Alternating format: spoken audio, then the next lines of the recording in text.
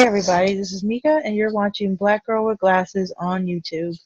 Let's talk about black television for a minute. Um, we black folks are pretty much dominating television right now. We have How to Get Away with Murder, Empire, and Queen Sugar. But the one show that I definitely want to focus on today is the one and only Luke Cage. So it debuted on Netflix on September 30th, and a lot of fans were talking about it before it even dropped. I was pretty much geeking out because I love Luke Cage. I loved him in Jessica Jones, which is also on Netflix. But when the show finally came to be, I was not ready for the blackness that was on my laptop screen. I really was not. It's by far the best show that Marvel's ever done, and I'm not just saying that. The series contributed to the pride I have in myself as a black person. His being unbreakable and immortal represents for me the strength and resilience of black people in general. And that's the reason why I want to talk about the show. Another reason, in fact, the main reason, the only reason I want to talk about the show is because Luke Cage, the series, actually parallels the reality of black people and what we go through as far as injustice. Um, let's start with the origin of Luke's abilities, how and where he gained them. Um, Known as Carl Lucas, he was in prison for a crime he didn't commit, and while he was locked up, he obtained his superpowers when a cellular regeneration experiment goes horribly awry, which is why his skin is unbreakable. His cells literally are gelled together to the point where they're like steel. Um, and the fact that he is in jail for absolutely no reason is actually pretty much real life. That's the reality of many black men and young boys. If they're not serving time for something they seriously didn't do, whether they are on death row or in jail awaiting court, so on and so forth, then they're usually locked up for petty crimes, usually having a dime bag on them. And the fact that Luke's in Luke's in jail also, um, it also like is the reason why he's experimented on, and he was experimented on against his will. And in the episode "Step in the Arena," the prison psychologist Dr. Reva Connors assures Luke and the other inmates in her support group that experimentations are not being conducted at Seagate Penitentiary where he is being held. And however, that is not the case at all. In fact, many of the folks who were experimented on, they gave the prison or the researchers permission to do this to get like a reduced sentence, and they ended up dying as a result. And in reality, prisoners were actually used as research subjects against their will. And now there are government regulations that actually prohibit this. Um, they prohibit prisoners and other vulnerable populations from being experimented on without written consent.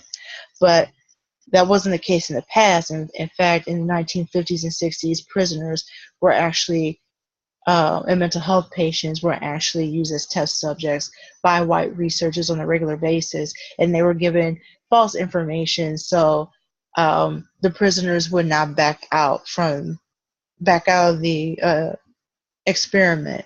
And this caused the death of many poor black people who were injected with cancer cells, syphilis, and other diseases. That's what happened with the young black men in the Tuskegee experiment. And Henrietta Lacks, she didn't know that her cells were being used for science.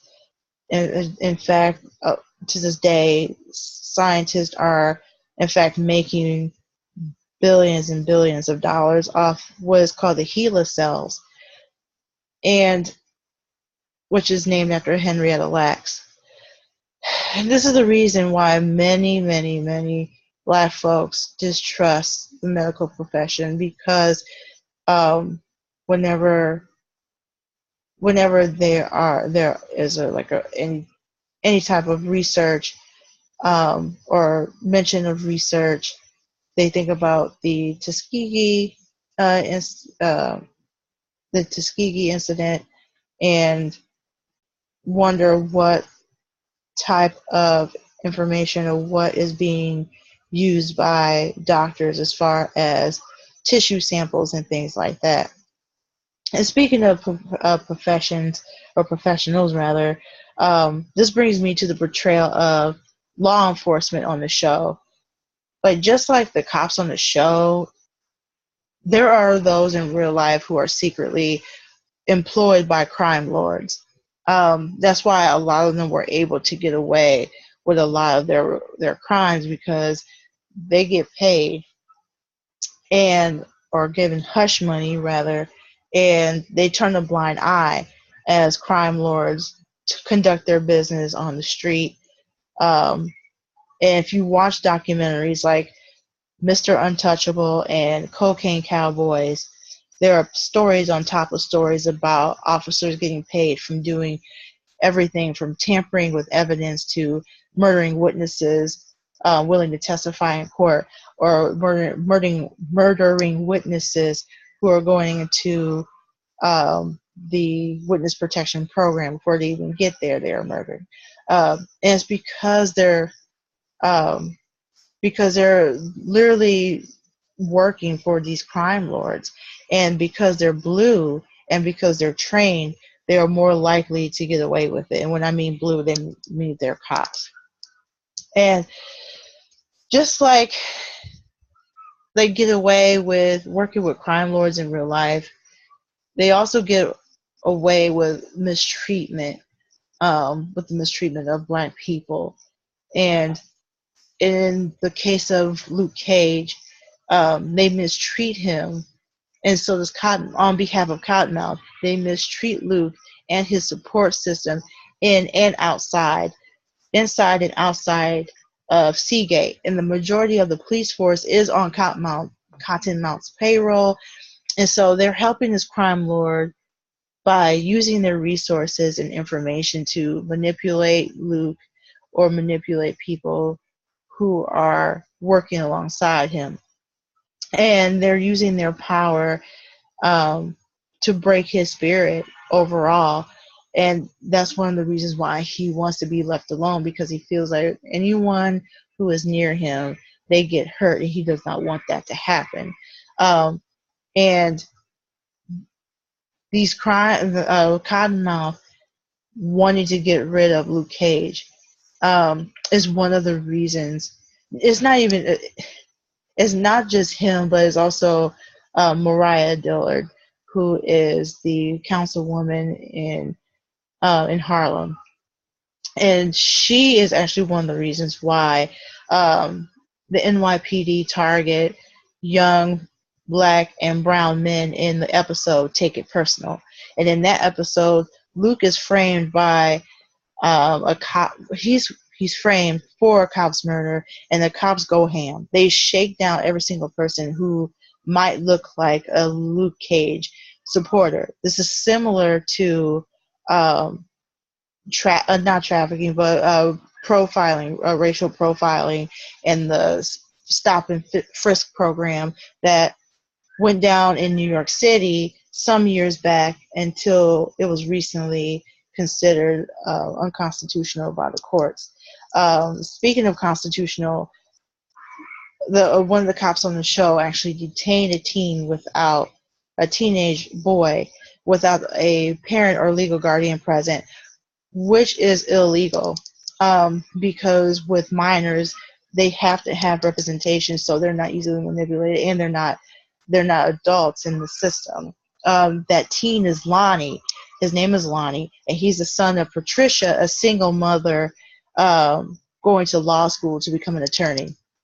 And more than likely, she's the reason why her son knows his rights against law enforcement as a civilian. While being interrogated by a cop at the precinct, he informs this particular cop of the illegalities of him being there, um, and he does so with confidence, and because he knows he's right and he was taught well. And I say that and I bring that up because knowing our rights against law enforcement and other industrial complexes is yet another precaution that Black folks have to take. We're often targeted and or murdered by various industrial complexes. So being armed with information needs to be a requirement. It definitely needs to be a requirement in order for us to stay alive. So I I have some questions for you. Do you know that you're not obligated to speak to the cops, or you don't have to allow them to search your property without a warrant, or you don't have to be held by them or be detained by them if you didn't do anything? You can literally ask them, am I free to go? You don't even have to speak to them. You don't even have to say anything. You can actually plead the fourth. Um, and if you say no to any of those questions, unfortunately, you're not alone. And people not knowing their rights is actually common, and the cops know that, and they take that and use that to their advantage. So that's why they use a lot of intimidation and fear and misinformation, rather. They usually spew a lot of information that doesn't make any sense in order for you to comply. And so that's all the more reason to be educated about how law enforcement works and your rights as a citizen. So that's why I love the interaction between Lonnie and the detective, because with that scene, the writers are demonstrating, um, they're demonstrating for the Black audience how to use knowledge against government sanctioned oppressors. So the more you know, the more confident you are when dealing with law enforcement, and confidence reduces anxiety. In fact, it eliminates it altogether. So long story short, not only will self education save your life, but it's actually a form of self-care. Another excuse me, another form of self-care is acknowledging your past, your traumatic past, and generational trauma. And that's another issue that the series covers very well, as far as the reaction and the blow up that comes with your past coming to a head. Councilwoman Mariah Dillard is a huge example of that. She's not only a member of a known crime family, but she's also a survivor of child sexual abuse. She's molested, or she was molested by her uncle Pete, who still has access to her. Um, when she was a child, he still had access to her because he was actually in a house, coming in and out of the house, doing business with Mama Mabel, until he's killed by Cornell Stokes, who was Cottonmouth. If y'all been watching the show, and I really hope that you're watching the show. If you're not, please do so. You realize that Uncle Pete wasn't exactly killed on Mariah's behalf. Her molestation was actually swept under the rug, and she's sent off to boarding school um, to basically like be distant from her uncle. And even though on the surface it seems like Mama Mabel was trying to keep her safe, and possibly she was trying to, it would not surprise me at all if her actions is basic her actions are basically telling Mariah that she is at fault for his behavior towards her. And in real life, many black women and young girls are usually blamed for their sexual violence that's inflicted upon them. And the offender is someone they know. So they're going to show up at the house. They're going to show up at the barbecue. They're going to show up at the church. Um, and if it's usually a family member, that's going to happen if that person is not held accountable for committing a crime. And this is what happens to Mariah. She suffered in silence. And there was this, and when I bring up generational trauma, Mama Mabel put it in their minds that um, that the family comes first. The family comes first, and Uncle Pete for the longest time came first when it came to Mariah and his behavior towards her. And she had no power over that. She really didn't.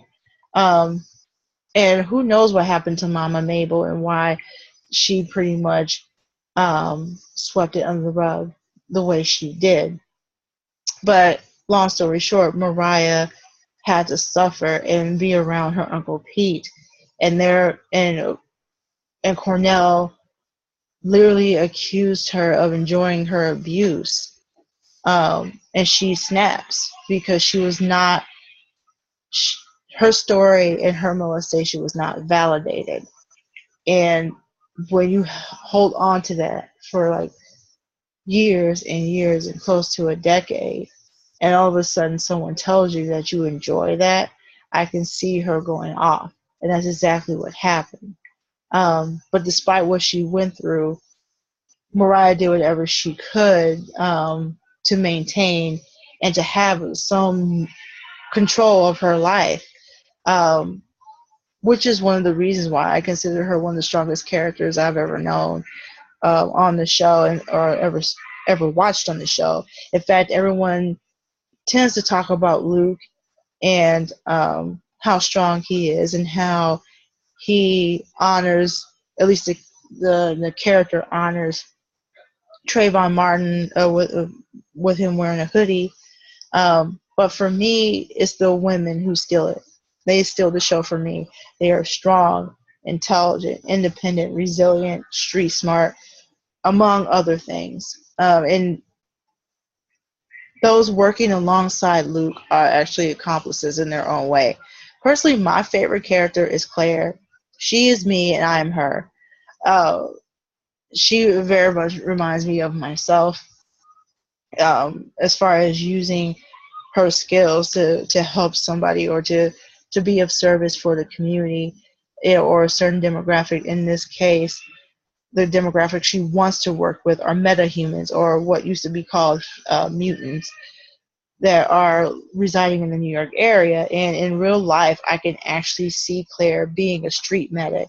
And a street medic is actually a person, usually an anarchist, who basically um, they basically like do um, medical treatments on the street. Like if a protester was hurt, a street medic would actually take care of that to the best of their knowledge and the best of their ability.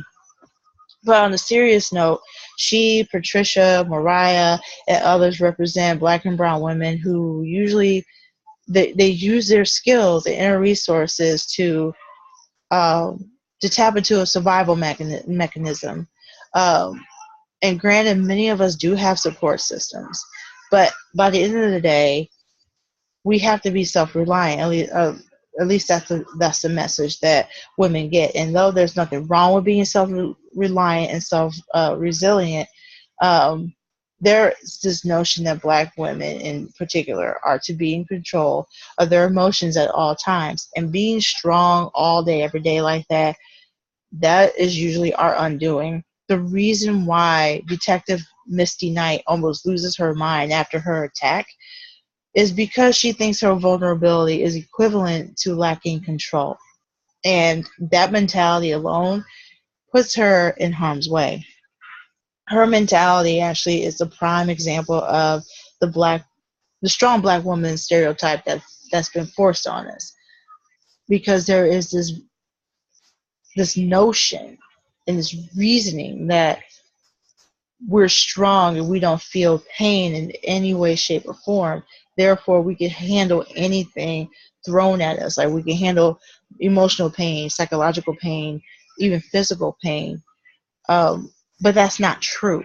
That's not true. We're just as human as everyone else.